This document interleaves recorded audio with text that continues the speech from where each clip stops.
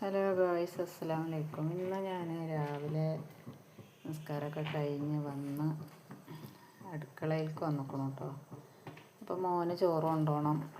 അപ്പോൾ ഞാൻ കുറച്ച് പച്ചക്കറിയൊക്കെ ഇവിടെ എടുത്ത് വെച്ചിട്ടുണ്ട്.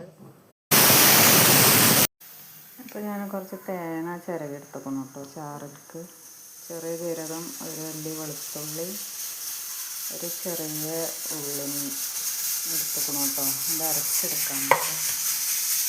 പച്ചക്കറിയൊക്കെ വെന്തിക്കണം കേട്ടോ. കുറേയൊക്കെ കുത്തി ഉടച്ചിക്കണം. പച്ചക്കറി കൂട്ടൂലൊക്കെ ചോറിൻ്റെ കരക്ക് കയറ്റി വെക്കും.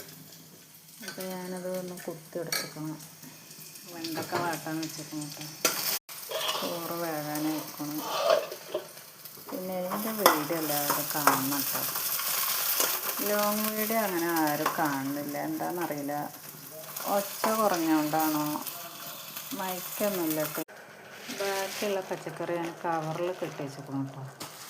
കവറിൽ കെട്ടി വെച്ചാൽ പച്ചക്കറിക്ക് ഒരു കേടും ഉണ്ടാവില്ല. നമ്മളങ്ങനെ ഫ്രിഡ്ജിൽ കൊണ്ട് വെക്കുകയാണെങ്കിൽ അത് ഉണങ്ങി ഇതായിട്ട് നിൽക്കും കേട്ടോ. ഇതൊക്കെ ഇതുണ്ടോ, റംബുട്ടാൻ മധുരമൊക്കെ ഉണ്ട് കേട്ടോ. നല്ല 300 റുപ്യ എത്ര കിലോന് വില. ഇന്നലെ 200 രൂപക്ക് വാങ്ങിയതാണ് കേട്ടോ. ഇതിന്ന് കുറച്ച് എടുത്തുക്കണം, ബാക്കിയുള്ളതാണ്. അപ്പോൾ ഞാൻ ചട്ടിയൊക്കെ വെച്ചെടുത്ത് കറി തോന്നിക്കണം കേട്ടോ. വെണ്ടക്ക വാട്ടിയ ചട്ടി തന്നെയാണ് കേട്ടോ വെച്ചെടുത്തേക്കണം. അപ്പോൾ കുറച്ച് മഞ്ഞൾപ്പൊടിൻ്റെ കുറവുണ്ട് കറിയിൽ. അപ്പോൾ ചോറ് വെന്തുക്കണം കേട്ടോ. നമുക്ക് കുറച്ച് വെള്ളമൊക്കെ ഒഴിച്ചിട്ട് ഇത് വാർക്കാം. അപ്പോൾ ഞാൻ 2 മുട്ട എടുത്തിട്ട് ഉള്ളി, പച്ചമുളകല്ല കേട്ടോ, ചുവന്ന മുളകാണ്. പച്ചമുളക് ചുവന്നിക്കണം കേട്ടോ, പഴുത്തത്. പിന്നെ ചിക്കൻ മസാലയൊക്കെ ഇട്ട് കൊടുത്തിട്ട്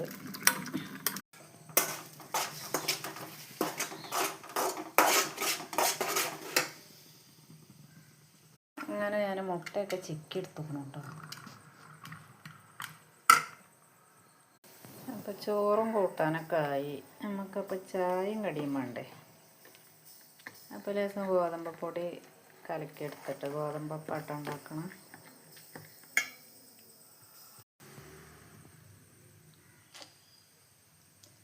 അപ്പോൾ പൊടിയൊക്കെ കലക്കി അപ്പം ചൂടണം കേട്ടോ. അപ്പോൾ മോനെയൊക്കെ പറഞ്ഞയച്ച് ഞാൻ ചായ കുടിക്കുക കേട്ടോ. ചെറുപയർ കറിയും ഗോതമ്പ് ദോശയും ഓനിക്ക് ഉണ്ടാക്കിയ മുട്ടയിൽ നിന്ന് ഞാൻ കുറച്ചെടുത്ത് വെച്ചിരുന്നു കേട്ടോ. അപ്പോൾ ഇത്രയേ ഉള്ളൂ എൻ്റെ